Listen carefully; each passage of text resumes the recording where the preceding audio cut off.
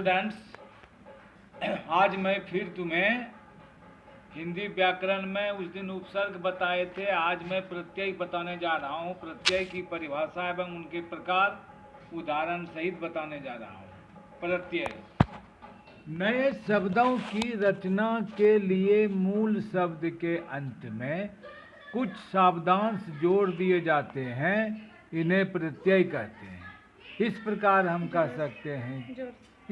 हम कह सकते हैं जो शब्दांश मूल शब्द के अंत में लगकर नए शब्दों का निर्माण करते हैं, उन्हें प्रत्यय कहते हैं।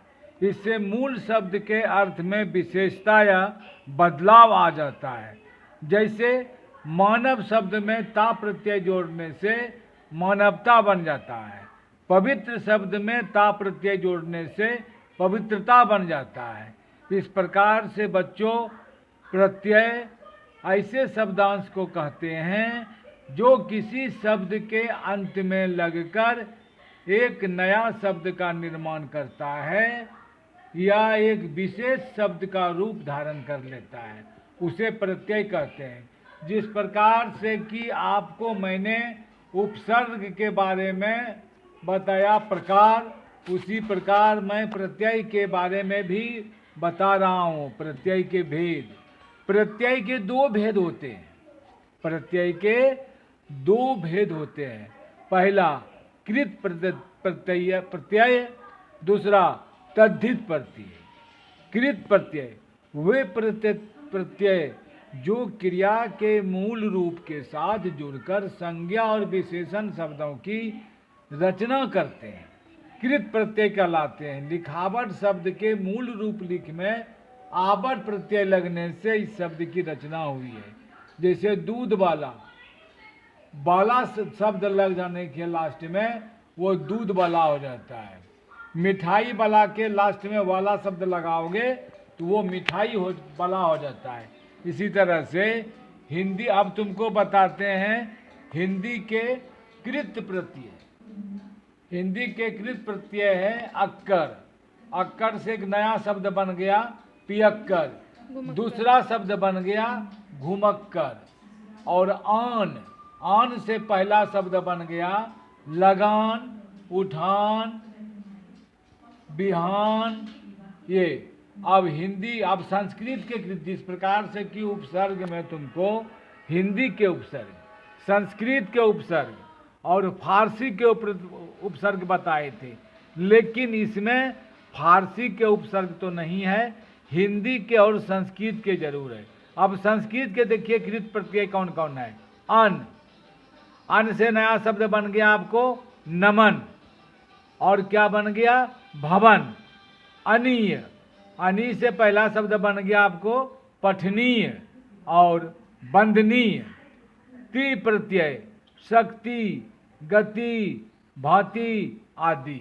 इस प्रकार से तुमने अभी प्रत्यय के परिभाषा, उनके प्रकार और कृत प्रत्यय के कौन कौन से होते, हिंदी में प्रत्यय कौन कौन होते हैं और संस्कृत के प्रत्यय किस होता है, उसका तुमको मैंने जानकारी दिया। अब तद्धित प्रत्यय, प्रत्यय के ही दो शब्द, दो प्रकार होते हैं। पहला हो गया आपको कृत प्रत्यय और दूसरा हो गया तद्धित प्रत्यय। तो कृत प्रत्यय के बारे में आपको भेद बताए। कृत प्रत्यय हिंदी में कौन कृत प्रत्यय होता है और संस्कृत के कृत प्रत्यय कौन कौन होते हैं, उसको उदाहरण देकर आपको मैंने समझाया। अब आपको मैं तद्धित प्रत्यय, वे प्रत्यय जो संज्ञा, सर्वनाम तथा विशेषण के साथ जुड़कर नए शब्द बनाते हैं, उन्हें तद्धित प्रत्यय कहते हैं। जैसे भूख शब्द में आ प्रत्यय लगाने से भूखा शब्द की रचना हुई है। हिंदी के तद्धित प्रत्यय बताता हूं कि कौन कौन हिंदी के तद्धित प्रत्यय है। पहला शब्द देखिए हिंदी के तद्धित प्रत्यय आई, जिससे नया शब्द बन गया आपको बुराई, भलाई, चतुराई, अच्छाई। आ में देखिए भूखा, प्यासा, एला प्रत्यय कृत, ये सब तद्धित प्रत्यय हुआ। एला, कसैला, उसके बाद बिसैला। वान, वान प्रत्यय बलवान, दयावान, गाड़ीवान आदि। वाला प्रत्यय फल वाला, घर वाला, अखबार वाला आदि। ये सब तद्धित प्रत्यय के, हिंदी के तद्धित प्रत्यय के बारे में मैं तुमको बताया। अब मैं संस्कृत के तद्धित प्रत्यय को बताने जा रहा हूं। कितना मिनट? लू, कृपालु, दयालु, श्रद्धालु, ये प्रत्यय तद्धित के प्रत्यय हुआ। लिखित, हर्षित, रचित, कथित, पठित, एक प्रत्यय तद्धित के प्रत्यय। नैतिक, पारिवारिक, धार्मिक, सामाजिक। तम, महत्तम, लघुत्तम, निम्नतम, उच्चतम। आज मैं तुमको हिंदी व्याकरण में प्रत्यय की परिभाषा और उनके प्रकार को बताया उदाहरण सहित। प्रत्यय कहने का मतलब यह है